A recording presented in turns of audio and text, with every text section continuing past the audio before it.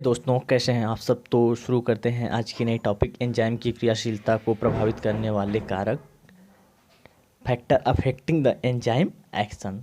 Enzyme की क्रियाशीलता को निम्न कारक प्रभावित करते हैं। जैसे पहला है सबस्ट्रेट की सांद्रता, दूसरा क्या है एंजाइम की सांद्रता, तीसरा क्या है उत्पाद की सांद्रता, ठीक है, चौथा क्या है तापमान का प्रभाव, पांचवा क्या है पीएच का प्रभाव, ठीक है, छठवां क्या है एंजाइम की क्रियाशीलता को बढ़ाने वाले कारक, छठवां क्या है अवरोध की उपस्थिति। ठीक है, तो इसमें हम पहला देखते हैं कि सबस्ट्रेट की सांद्रता। ठीक है, क्या देखते हैं सबस्ट्रेट की सांद्रता।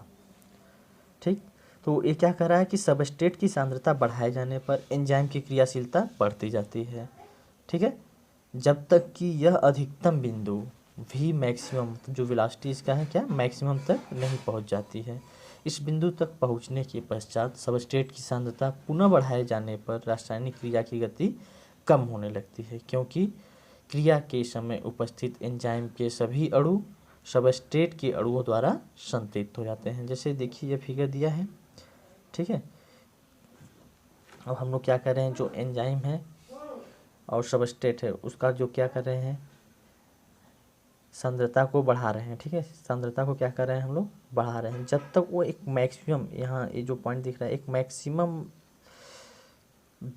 वेलोसिटी पे नहीं पहुंच जाते हैं तब तक वो क्या है अच्छे से अपना एक्शन नहीं दे पाएंगे। ठीक है,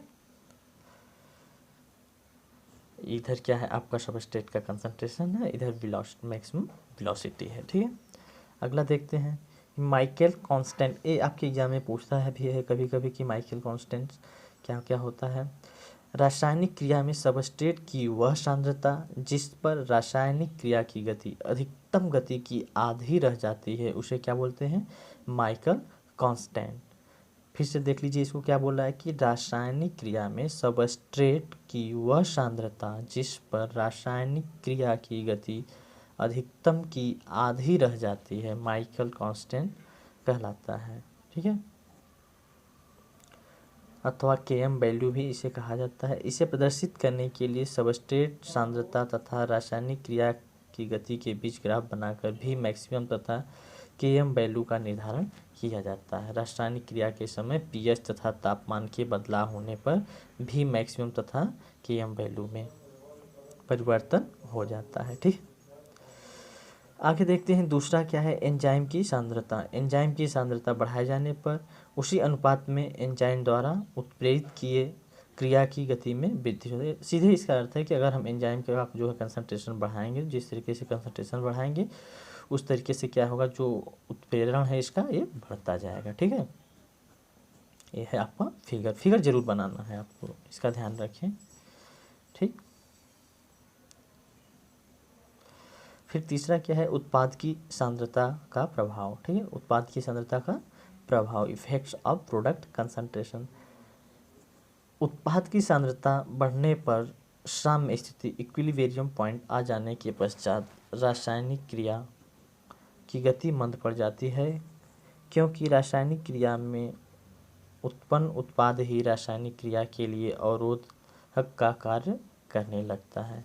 मतलब कि अगर आपका जो प्रोडक्ट बन रहा है वो अगर क्या हो रहा है ज़्यादा हो जा रहा है तो फिर क्या कर रहा है वही क्या करेगा, आपका जो क्रिया है रासायनिक क्रिया है उसको क्या करेगा स्लो कर देगा। ठीक है,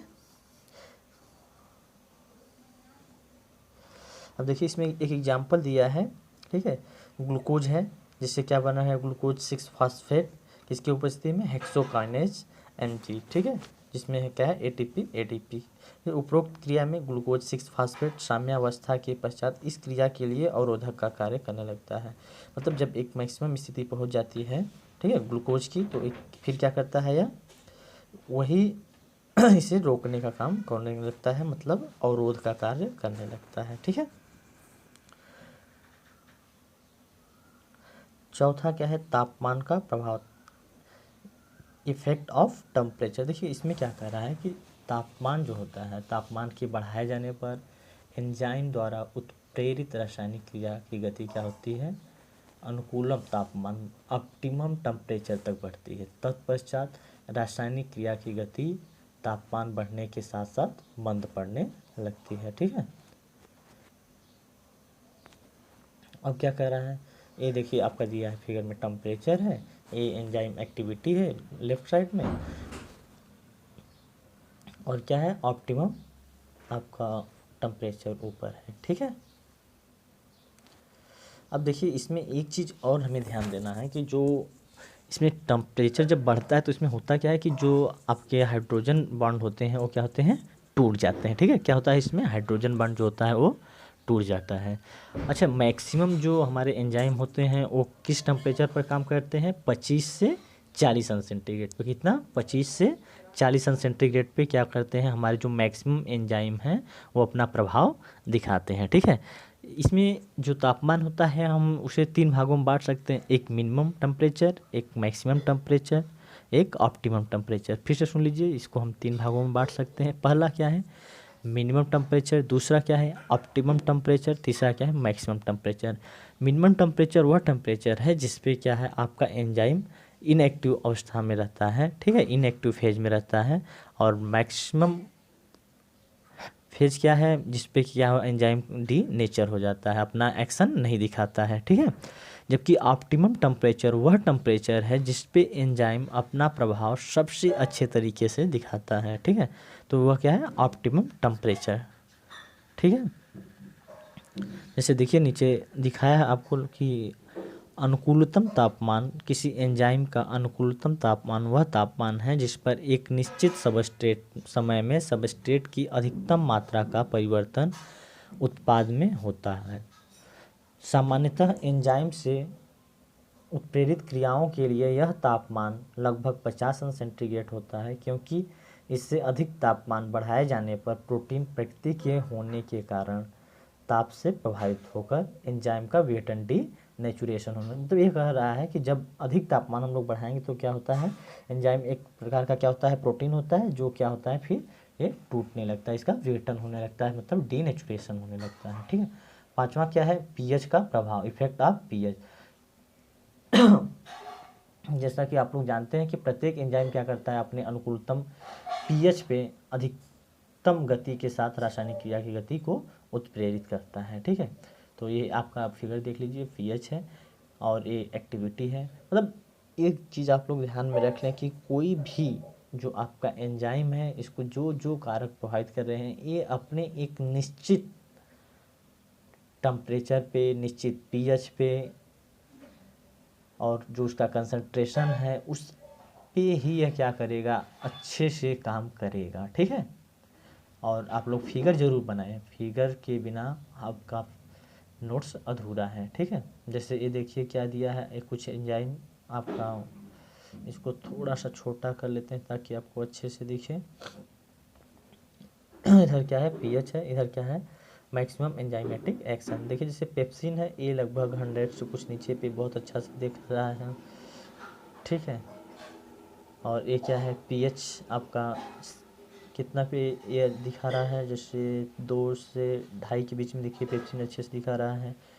6 से 7 के बीच में क्या है, सलाइवरी एमाइलेज बहुत अच्छे से दिखा रहा है। ठीक है, इस अनुकूलतम पीएच में थोड़ा भी परिवर्तन किए जाने पर रासायनिक क्रिया की गति में तीव्रता से कमी आने लगती है। अगर हम जो पीएच है इसमें थोड़ा सा इधर उधर करें तो इसमें क्या होगा, इसमें कमी आने लगेगी। ठीक है, छठवां क्या है, एंजाइम की क्रियाशीलता को बढ़ाने वाले कारकों की उपस्थिति, प्रेजेंस ऑफ एक्टिवेटर, अनेकों धात्विक आयन मतलब मेटेलिक आयन तथा अन्य अणु एंजाइम की क्रियाशीलता को में वृद्धि में सक्षम होते हैं।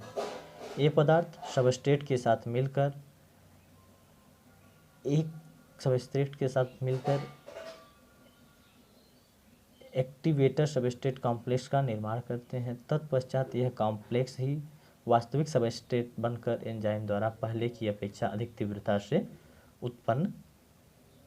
उत्प्रेरित होता है। ठीक है, उदाहरण क्या है आपका, फास्फोट्रांसफरेज नामक एंजाइम रासायनिक क्रिया में एटीपी सबस्ट्रेट की उत्प्रेरित करता है, किंतु एमजी की उपस्थिति में उत्प्रेरण की यह क्रिया तीव्र हो जाती है। ठीक है, क्योंकि एमजी मतलब मैग्नीशियम एटीपी के साथ मिलकर वास्तविक सबस्ट्रेट का निर्माण करते हैं। ठीक है, जो क्रिया की गति में वृद्धि करते हैं।